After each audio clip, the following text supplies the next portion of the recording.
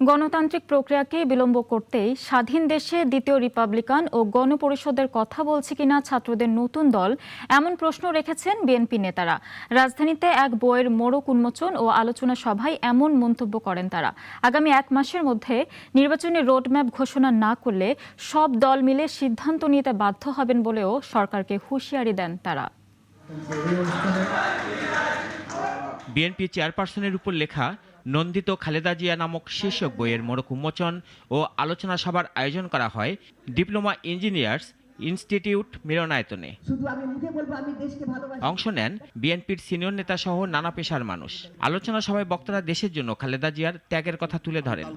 নতুন যারা দল করেছেন তাদের ওখানে উপস্থিত ছিলাম, অনেক ভালো ভালো কথা তারা বলেছে রাষ্ট্র সম্পর্কে, এ সম্পর্কে, কিন্তু একটা পলিটিক্যাল ফিলোসফি কিন্তু আমি পাইনি। নতুন রাজনৈতিক দলকে স্বাগত জানালেও তাদের কোনো পলিটিক্যাল ফিলোসফি নেই বলে মন্তব্য করেন বিএনপি নেতারা। তরুণ ছেলেরা একটা মনে শখ দেখেছে একটা রাজনীতি করার, করুক, কিন্তু কথাবার্তাগুলো তো একটু ভালোভাবে বলতে হবে। এমন কথা বলো কেন যা আমাদের উত্তর দিতে হয়। কদিন ধরে তারা শুরু করেছে ব্যানার ধরার নাকি 5টা লোক আমাদের ছিল না। আরে বাবা, তোমরা আমাদের লোক দেখবা কখন? আমরা যখন মিছিল মিটিং করেছি সরকারের সকল অত্যাচার, নির্যাতন, নিপীড়ন সহ্য করে, তখন তো তোমরা অনেকেই ছাত্রলীগ করতাম।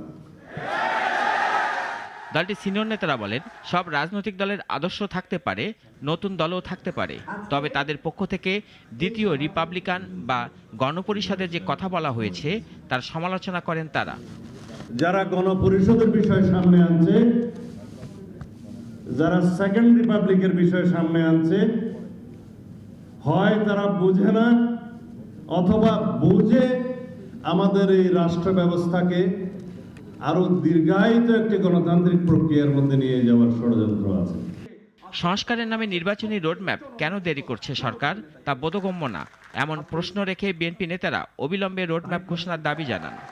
যদি আপনি কোনো বাহানায় এই মাসের মধ্যে জাতীয় সংসদ নির্বাচনের রোডম্যাপ প্রদান না করেন, তাহলে সেটা আমরা রাজনৈতিকভাবে গণতান্ত্রিক শক্তিগুলো বসে আমাদেরকে পুনরায় নির্ধারণ করতে হবে আমরা কোন প্রক্রিয়ায় গণতান্ত্রিক প্রক্রিয়া।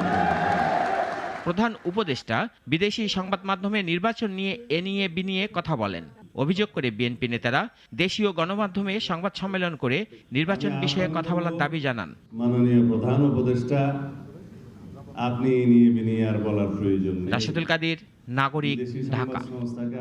দেশ জুড়ে তোলপাড় ওয়ালটন ফ্রিজ কিনে আপনিও হয়ে যেতে পারেন মিলেনিয়ার।